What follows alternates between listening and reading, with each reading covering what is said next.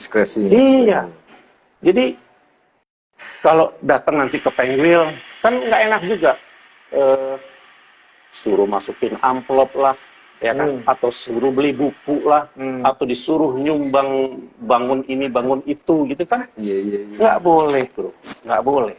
Ini yang harus dirubah. Jadi pengurus itu melayani, ya, mengurus, melindungi, mengayomi, mensejahterakan anggota. Balik lagi, hal permasalahan yang tadi Bang Eki jelaskan ini yang seharusnya dibahas di Kongres. Nah, bagaimana untuk bisa membahas? Ya gimana kalau kawan-kawan itu yang dia pikir pokoknya calon ketua umum gue yang harus menang. Dia udah nggak peduli dengan aturan-aturan main. Bukannya bukan sebuah keniscayaan semua notaris pasti akan jadi werda. Itulah. Kemudian nanti ada masalah, ya kan, yang salah organisasi lagi. Karena memang nggak peduli dengan hal itu. Nah, dengan DKP kan terpilih di Kongres juga. Ya. Tadi kan sudah dijelaskan peranannya. Bagaimana kalau bicara tentang kepentingan atau sisi politis, boleh saja. Misalnya gini, ya, ada 7 ya DKP, orang. Ya 7 orang DKP yang akan dipilih di Kongres. Nah, sama juga seperti ketua umum satu. Formatur tunggal. Jadi dari sisi kepentingan ini misalnya, ya, kita ini sekarang antara IPAT dan INI itu masih belum begitu mesra.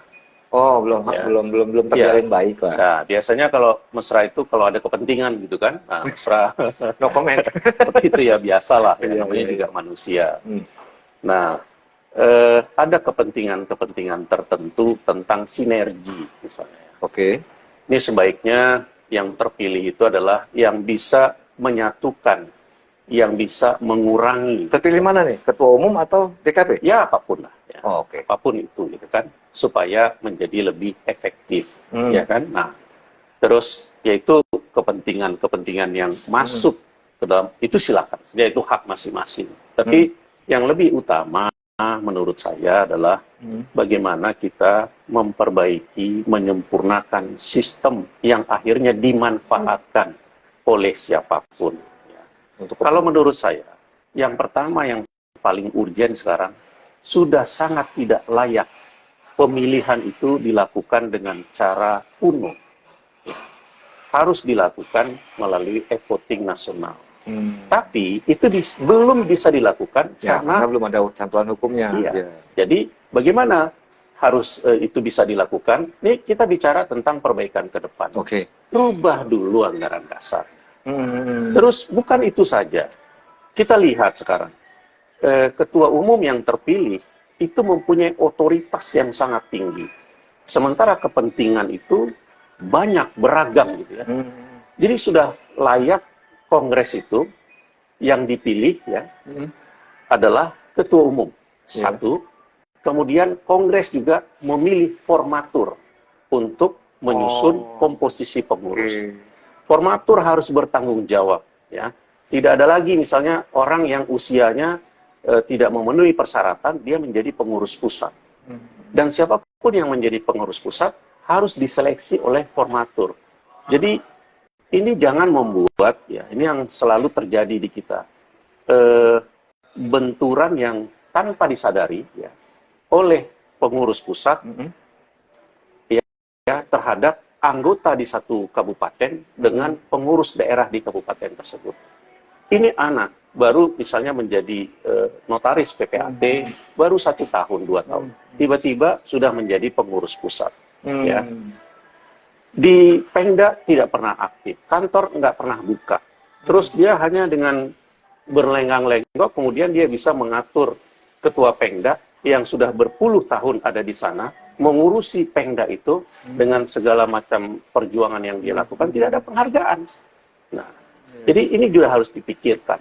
Ketua umum dipilih melalui Kongres, kemudian pengurus dipilih melalui formatur. Siapa formatur? Satu, ketua umum yang sudah dimisioner, mungkin ini untuk kesinambungan. Kemudian ketua umum terpilih, kemudian ambillah perwakilan dari Indonesia Barat, Timur, dan Tengah, gitu kan, sehingga jumlahnya menjadi ganjil.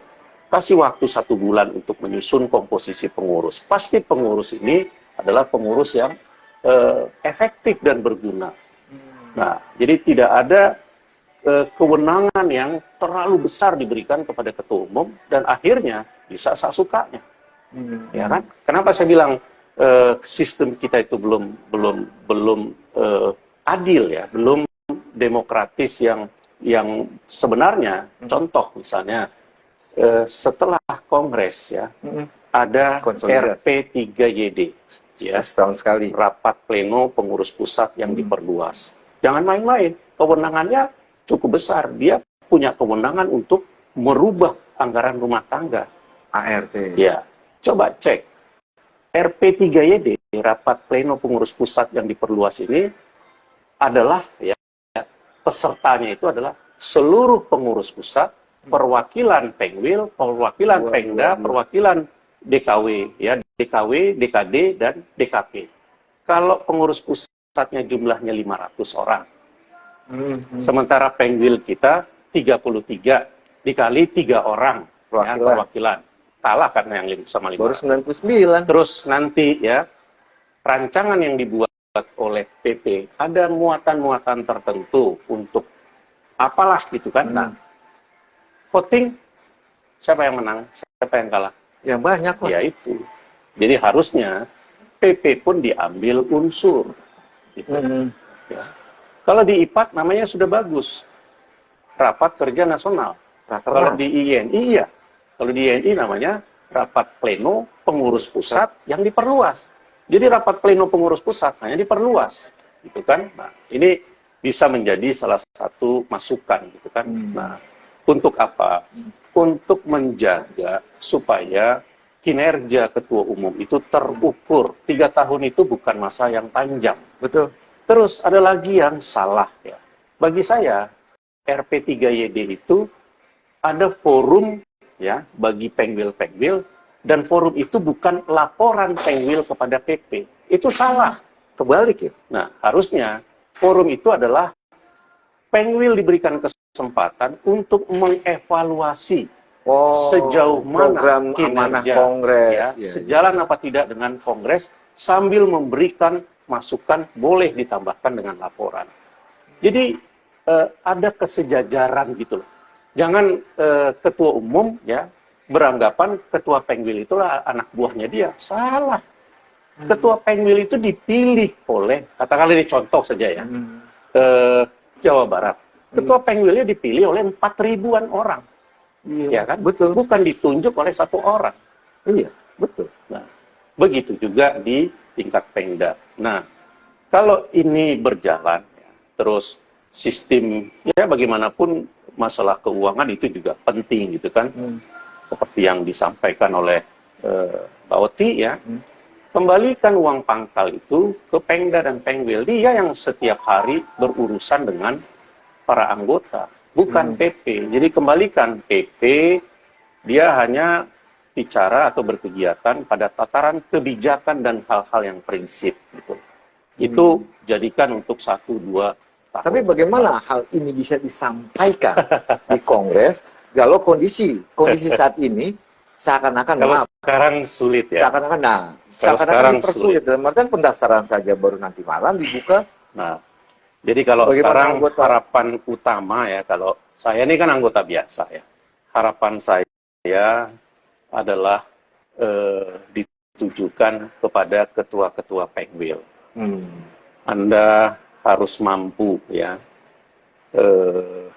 menunjukkan bahwa Anda adalah nanti akan menjadi presidium ya, yang mewakili kami anggota yang ada di seluruh provinsi. Ketua-ketua Pengwil lah nanti yang akan menjadi kunci utama. Apakah yang besok ini bisa berjalan dengan baik dan lancar atau tidak.